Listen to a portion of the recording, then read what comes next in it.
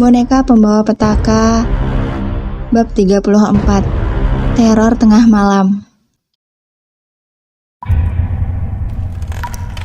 Baru beberapa menit terpejam, Alea merasa tidurnya tidak bisa tenang. Suara-suara bising seakan tanpa henti mengganggu indera pendengaran. Lolongan anjing yang terus terdengar, ditambah suara-suara burung hantu yang begitu mengganggu. Bukan hanya itu, udara dingin yang semula terasa, kini mendadak hilang.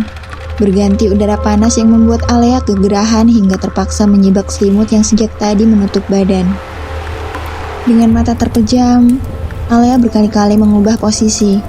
Gadis itu mulai tidak nyaman dengan apa yang dia rasakan.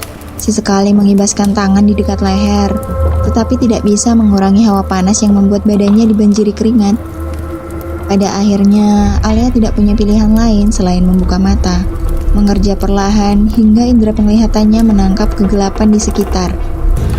Lampunya kenapa mati? Apa jangan-jangan mati listrik? Gumam Alea dalam posisi tidur miring membelakangi Lala. Ketua asrama yang juga tidur di kamarnya sepertinya sama sekali tidak terganggu karena Alea tidak mendengar suara Lala sejak dia terbangun. Hanya dengkuran halus yang menandakan bahwa temannya itu masih tertidur lelap. "La, kamu ada lilin nggak? Nggak enak banget tidur kalau lampunya mati," tanya Alea masih dalam posisi yang sama. "Kenapa sih di sini nggak disediain lampu emergency? Itu kan penting banget, La. Aku nggak suka gelap-gelapan gini. Mana nggak kepikiran buat bawa lampu emergency dari rumah," Alea menggumam sendiri. Mata Alea masih tertutup rapat ketika dia membalikkan badan menghadap Lala. Tidak ada balasan apa-apa dari Lala membuat Alea keheranan. Apakah ketua asrama tersebut begitu sulit dibangunkan? Buktinya, sudah beberapa menit lalu Alea berbicara lirih, tetapi Lala seolah tidak mendengar. "Aduh La, aku beneran gak betah. Tadi angin kayak kenceng banget, tapi kenapa udaranya tiba-tiba panas gini?" Gumam Alea lagi, tetapi tetap tidak ada balasan dari Lala. "La, kamu nyenyak banget sih tidurnya." Perlahan Alea membuka mata. Masih di tengah kegelapan yang sama, dia melihat sesuatu mengerikan di hadapan yang secara refleks membuatnya memekik ketakutan.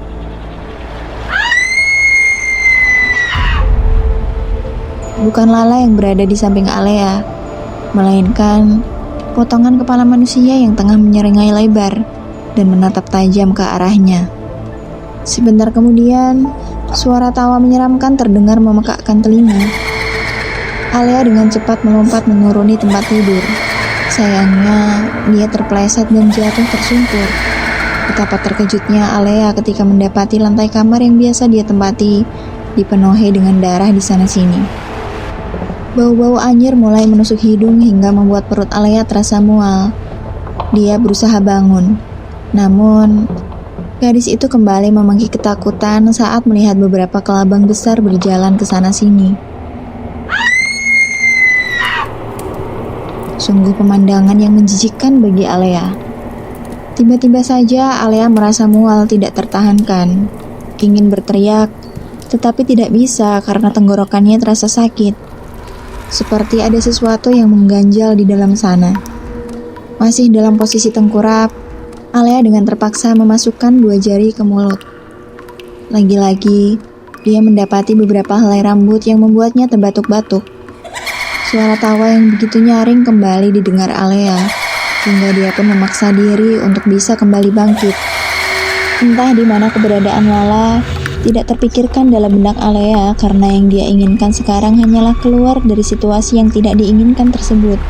Beberapa detik kemudian, Alea berhasil berdiri. Matanya tidak lagi melihat keberadaan penampakan aneh di tempat tidur. Dia pun menghela napas lega sembari mengelus dada. Alea melangkah cepat menghampiri meja belajar dan meraih pitcher, kemudian menuangkan air putih ke dalam gelas dan meneguknya untuk menghilangkan rasa tidak nyaman di tenggorokan. Sayangnya, perut Alea tiba-tiba terasa seperti diremas-remas.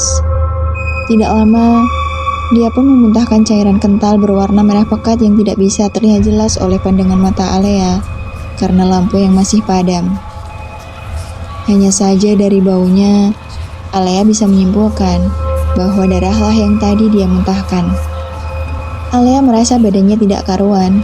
Kepala mendadak terasa berat ditambah perut yang sangat mual. Dalam kamarnya yang gelap, Alea samar-samar melihat bayangan hitam besar tengah berdiri di sudut kamar. Matanya mengerjap sambil terus menatap bayangan hitam tersebut, memastikan bahwa itu hanyalah halusinasi dan tidak nyata.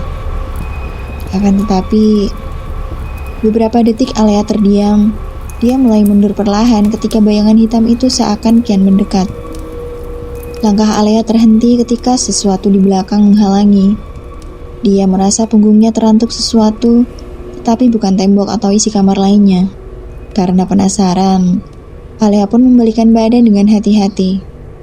Sosok tinggi besar berbulu hitam pekat tengah mengulurkan tangan dan membuat Alea kembali memekik ketakutan dengan mata terpejam. Keringat dingin bercucuran membasahi badan. Alea bahkan tidak peduli saat bahunya diguncang-guncangkan sampai... Alea! Panggilan kencang dari mulut Lala telah menyadarkan Alea dari mimpi buruk barusan. Alea mengerjapkan mata dan menatap Lala dengan raut penuh tanya. Gadis itu hanya terdiam saat Lala menyapukan tisu untuk mengelap keringat yang membasahi wajahnya. Kamu mimpi buruk, Al. Dari tadi kamu gak berhenti ngigau, ujar Lala sambil menarik tangannya kembali dari wajah Alea. Sampai keringetan badan kamu basah semua. Lihat. Lanjutnya sambil menyentuh baju yang menempel di badan Alea. Alea bersyukur dia bisa bernapas lega karena ternyata kejadian aneh yang dia alami tadi hanyalah mimpi. Minum dulu, Al. Lala menyorongkan segelas air putih ke hadapan Alea. Namun, melihat Alea yang begitu lama memperhatikan gelas di tangannya, membuat Lala mengerutkan dahi. Kenapa lihatnya gitu? Ini air putih, Al. Air putih biasa dari tempat minum kamu di meja tuh. Tatapan Alea masih tertuju pada gelas yang diterima dari Lala. Meski begitu, dia pun meneguk air putih di dalamnya hingga tidak tersisa. Kemudian kembali memperhatikan gelas dengan tatapan menelisik. Tidak ada bekas kemerahan di sana. Aduh Alea, jangan bikin aku ngeri lihat kamu kayak gitu. Protes Lala karena Alea belum juga bersuara. Mimpi apa emangnya? Dikejar hantu? Lala menerka-nerka. Alea mendesah lelah. Lebih mengerikan dari itu, lah. Aku gak tahu harus gimana biar gak mimpi buruk lagi. Jangan-jangan kamu gak doa dulu sebelum tidur, tebak Lala. Gak tahu, lah. Tapi tadi itu ada sosok nakutin, tinggi besar yang sama persis kayak aku lihat waktu habis jatuh dari tangga. Dia muncul di mimpi aku. Aku gak tahu gimana caranya ngusir biar gak diganggu lagi, lah. Alea bercerita dengan napas tidak beraturan.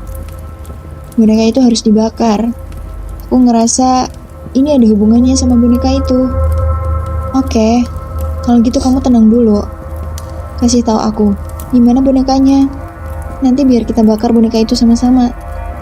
Lala memutuskan. Dia menatap Alea dengan sungguh-sungguh. Alea terdiam sedikit lama sebelum dia kembali bicara. Itu masalahnya, lah. Aku nggak tahu di mana bonekanya sekarang. Habis aku jatuh dari tangga tadi kan, bonekanya berubah terus. Alea tidak bisa melanjutkan kata-kata.